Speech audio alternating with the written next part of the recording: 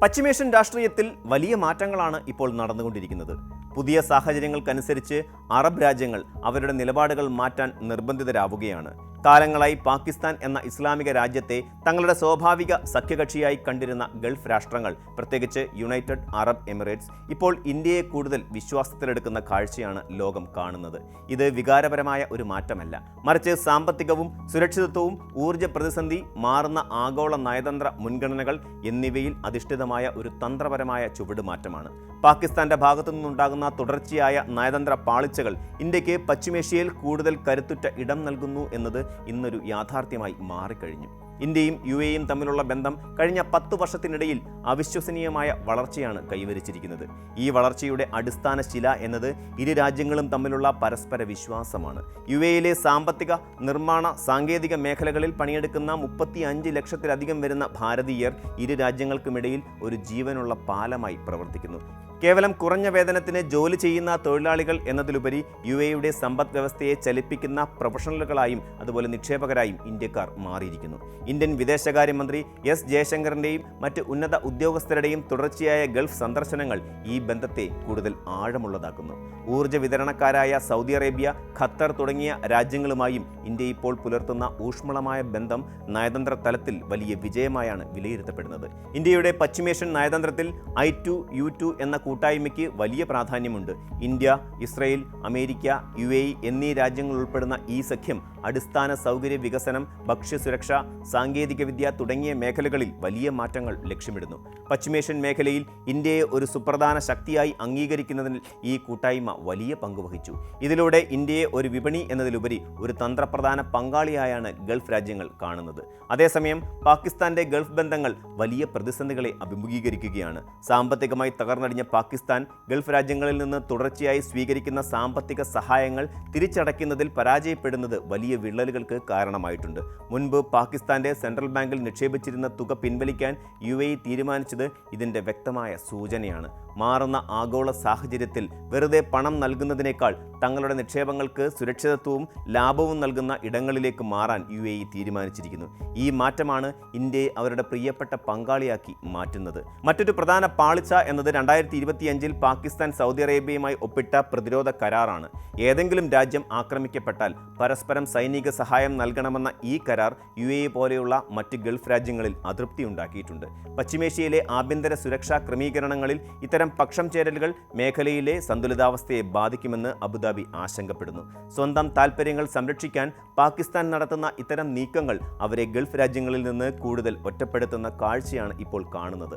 നയതന്ത്ര ലോകത്ത് വിശ്വാസ്യതയും സ്ഥിരതയുമാണ് ഏതൊരു ബന്ധത്തിൻ്റെയും ആണിക്കല്ല്.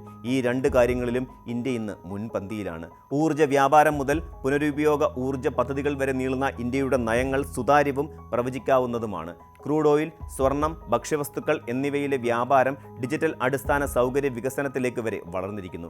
എണ്ണയെ മാത്രം ആശ്രയിക്കുന്ന സമ്പദ് വ്യവസ്ഥയിൽ നിന്ന് മാറാൻ ആഗ്രഹിക്കുന്ന ഗൾഫ് രാജ്യങ്ങൾക്ക് ഇന്ത്യയിലെ വിപുലമായ വിപണിയും സാങ്കേതിക കരുത്തും വലിയൊരു സാധ്യതയാണ് തുറന്നു കൊടുക്കുന്നത്.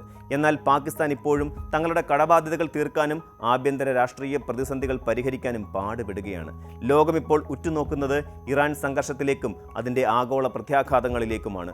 US പ്രസിഡന്റ് ഡൊണാൾഡ് ട്രംപും ഇന്ത്യൻ പ്രധാനമന്ത്രി നരേന്ദ്രമോദിയും തമ്മിൽ 2026 ഏപ്രിലിൽ നടത്തിയ 40 മിനിറ്റ് നീണ്ട സംഭാഷണം ഈ സാഹചര്യത്തിൽ അതീവ പ്രാധാന്യമർഹിക്കുന്നു. ലോകത്തിലെ ഏറ്റവും പ്രധാനപ്പെട്ട എണ്ണക്കടത്ത് പാതയായ ഹോർമൂസ് കടലിടുക്കിൻ്റെ സുരക്ഷയെക്കുറിച്ചായിരുന്നു ഈ ചർച്ച. ലോകത്തെ ഊർജ്ജ സുരക്ഷയ്ക്ക് ഈ പാത തുറന്നു കിടക്കേണ്ടത് അത്യാവശ്യമാണെന്ന് ഇരു നേതാക്കളും അടിവരയിട്ട് പറഞ്ഞു. 2026 മാത്രം ഇത് 3ാം തവണയാണ് ട്രംപും മോദിയും തമ്മിൽ സംസാരിക്കുന്നത്. ഇതിൽ നിന്ന് തന്നെ ആഗോള പ്രശ്നങ്ങളിൽ ഇന്ത്യയെ എത്രമാത്രം ഗൗരവത്തോടെയാണ് അമേരിക്കയും ലോകവും കാണുന്നതെന്ന് വ്യക്തമാണ്. അമേരിക്കൻ പ്രതിനിധി സെർജിയോ ഗോറിൻ്റെ വാക്കുകൾ പ്രകാരം ഞങ്ങളെല്ലാവരും മോദിയെ സ്നേഹിക്കുന്നു എന്ന് ട്രംപ് മോദിയോട് പറഞ്ഞത് ഇന്ത്യ US ബന്ധത്തിൻ്റെ കരുത്ത് വ്യക്തമാക്കുന്നു. എന്നാൽ ഇതേ സമയം ഇസ്ലാമാബാദിൽ നടന്ന അമേരിക്ക-ഇറാൻ ചർച്ചകൾ യാതൊരു ഫലവുമില്ലാതെ അവസാനിച്ചത് പശ്ചിമേഷ്യയിലെ സമാധാന ശ്രമങ്ങൾക്ക് കനത്ത തിരിച്ചടിയായി. ഇറാന്റെ ആണവ പരിപാടികളെ ചൊല്ലിയുള്ള തർക്കം പരിഹരിക്കാൻ സാധിക്കാത്തത് മേഖലയെ വീണ്ടും യുദ്ധഭീതിയിലാക്കുന്നു. ഈ സങ്കീർണമായ സാഹചര്യത്തിൽ സമാധാനത്തിൻ്റെ ഒരു മധ്യസ്ഥനായി ഇന്ത്യയെ ലോകം കാണുന്നു എന്നതാണ് ശ്രദ്ധേയം. പശ്ചിമേഷ്യയിലെ സ്വാധീനം ഇപ്പോൾ കൃത്യമായി വിഭജിക്കപ്പെട്ടിരിക്കുകയാണ്. പാകിസ്ഥാൻ തങ്ങളുടെ നിലനിൽപ്പിനായി നയതന്ത്ര ചതിക്കുഴികളിൽ പെടുമ്പോൾ ഇന്ത്യ ദീർഘകാലാടിസ്ഥാനത്തിലുള്ള തന്ത്രങ്ങളിലൂടെ മേഖലയിലെ അനിഷേധ്യ പങ്കാളിയായി മാറുന്നു. ഊർജ്ജ ഇറക്കുമതി, പ്രവാസികളുടെ പണമയക്കൽ, അടിസ്ഥാന സൗകര്യ വിക്ഷേപണം എന്നിവയിലെല്ലാം ഇന്ത്യ ഗൾഫ് രാജ്യങ്ങളുമായി അഭേദ്യമായി ബന്ധപ്പെട്ടിരിക്കുന്നു. എണ്ണയ്ക്ക് ശേഷമുള്ള കാലഘട്ടത്തിനായി തയ്യാറെടുക്കുന്ന പശ്ചിമേഷ്യയ്ക്ക് ഡിജിറ്റൽ സേവനങ്ങളിലും നിർമ്മാണ മേഖലകളിലും ഇന്ത്യയെപ്പോലെയുള്ള ഒരു കരുത്തനായ പങ്കാളിയെ ആവശ്യമാണ്. ചുരുക്കത്തിൽ പശ്ചിമേഷ്യയിൽ പാകിസ്ഥാന്റെ പാളിച്ചകളും ഇന്ത്യയുടെ കുതിപ്പും ഒരേ സമയം സംഭവിക്കുന്നത് കേവലം യാദൃച്ഛികമല്ല. അത് വ്യക്തമായ രാഷ്ട്രീയ ബോധ്യങ്ങളുടെയും സാമ്പത്തിക യാഥാർത്ഥ്യങ്ങളുടെയും ഫലമാണ്. ഹ്രസ്വകാല ലാഭത്തേക്കാൾ ദീർഘകാല സുസ്ഥിരതയ്ക്കും വിശ്വാസ്യതയ്ക്കും ഗൾഫ് രാജ്യങ്ങൾ മുൻഗണന നൽകുന്നു എന്നതിൻ്റെ തെളിവാണ് ഇന്ത്യയുമായുള്ള അവരുടെ വളരുന്ന ബന്ധം.